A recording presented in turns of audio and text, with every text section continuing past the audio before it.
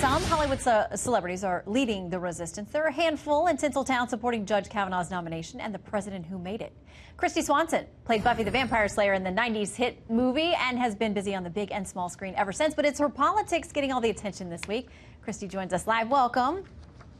Hello, Shannon. Thanks for having me. Listen, you know, you get a lot of heat for what you're doing out there in Hollywood, and I want to read one of your tweets from August.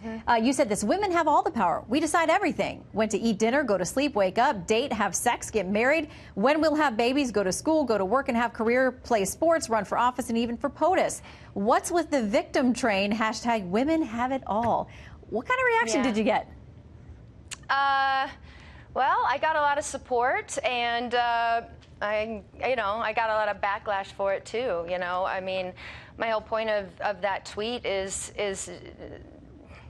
don't victimize. Like, be strong, be powerful. You're not.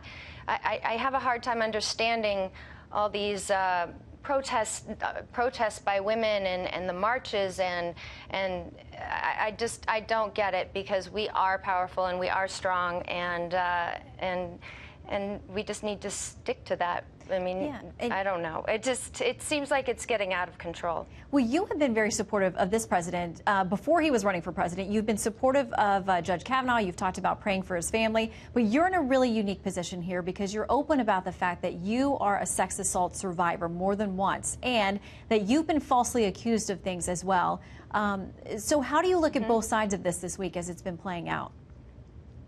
It's really hit home for me, you know, being on both sides, experienced both things, being a survivor of sexual abuse as a child and as a teenager.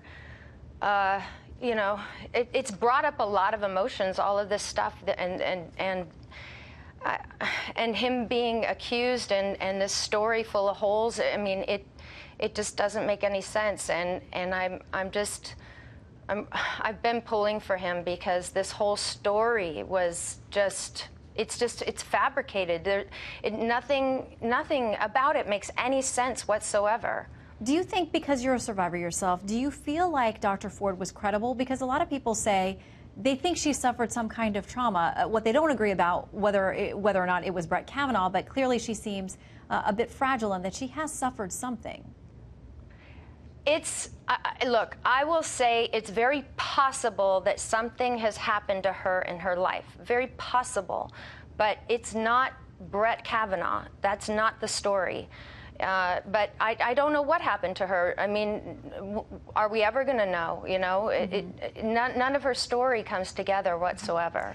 And, you know, being a survivor myself, like, my situation was 1984, and I remember everything. I mean, everything.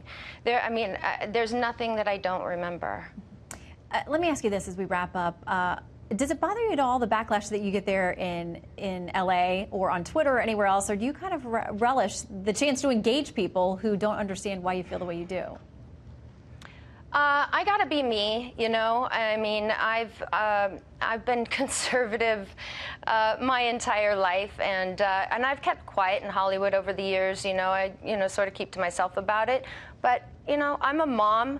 I'm still an actress, and I'm raising a child, and I've got to be myself, and I've got to stand up for what I believe in, and that's what I'm doing. And you know, if I get backlash, then so be it. But I just got to be me.